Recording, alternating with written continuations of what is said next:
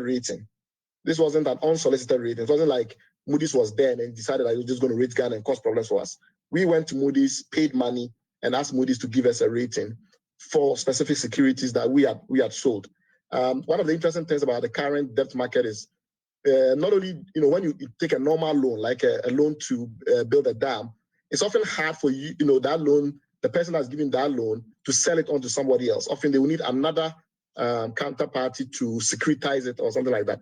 But for these types of loans that we go out and borrow through the bonds, when you buy them, you can sell them. You can sell them on the secondary market. So there are a lot of ways in which, for that reason, you can use other metrics instead of the credit ratings to determine whether or not a country is credit worthy, because their bonds are traded in liquid markets. However, it helps when the government itself is trying to determine where they are to get a rating, because it helps investors, and they will normally be the ones that will pay for it. And most other people will then consume it for free. So we should be careful we don't make it look like, Moody's was roaming around looking for some African country to bully, and they went and issued some rating. The other thing is, yes, some of the ratings could differ, and we've seen some variation now between among the three rating agencies as far as Ghana is concerned. Perhaps a notch different variation among them. And that is because sometimes the ratings are not actually capturing the same thing. So if you take the most critical factor, which is the one that you pointed out, the risk of default, you will find out that Moody's does not only consider the probability of default, they also consider whether or not, if the default happens, if we don't pay, how severe would that be from a systemic risk point of view, or from other factorial points that are critical for investors that are looking at that analysis.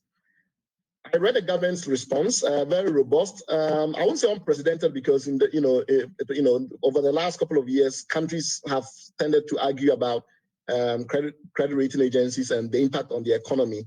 But it's a bit unprecedented in the way that the government went about making its case, going after specific rating analysts and suggesting that those rating analysts don't know enough about their work and they don't know enough about Ghana and the rest of it. That was quite unprecedented.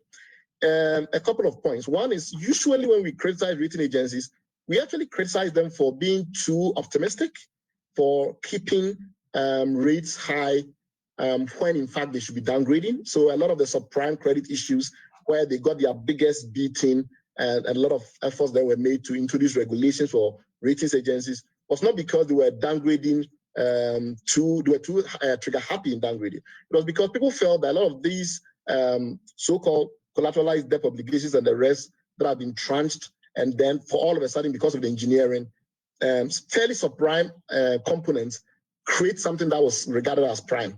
And so it's actually the fact that we often criticize them for being too optimistic that there's call for ratings regulation. So for Ghana to suggest that being downgraded is somewhat arbitrary is a bit surprising.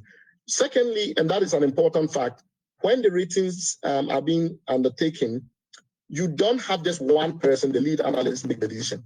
They will make a recommendation with their team after they've spoken to the country, the principal, and all of that. But thereafter, there's a vote at the committee level.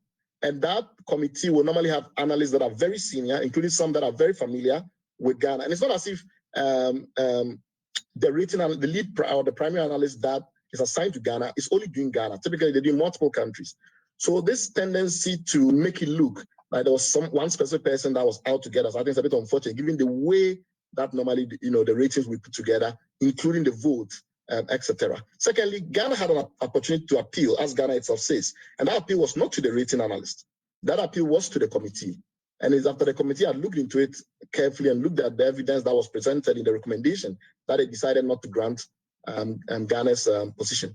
The other question is whether, discretion is allowed at all, because there was a spot in Ghana's response where it questions the fact that certain arguments were made without quantitative backing. But every ratings exercise include both quantitative and qualitative, because you do need analytical judgment. There are instances where something that is on the rating scorecard, and yes, you need to adjust it because of other factors. For instance, if you compare it to a lot of our peers in Africa, our economy is quite strong. We have a big GDP, and we grow quite well. So typically, you expect that the 35% weighting in that segment, in the financial strength segment, etc., you get a full figure. You don't get a full figure though when you have other factors are important. One of the factors in our case was diversity of the economy. So when you have a situation where, for instance, other not directly imputed metrics in the scorecard are important. You need analytical judgment. Somebody has to make a call, and that is also important.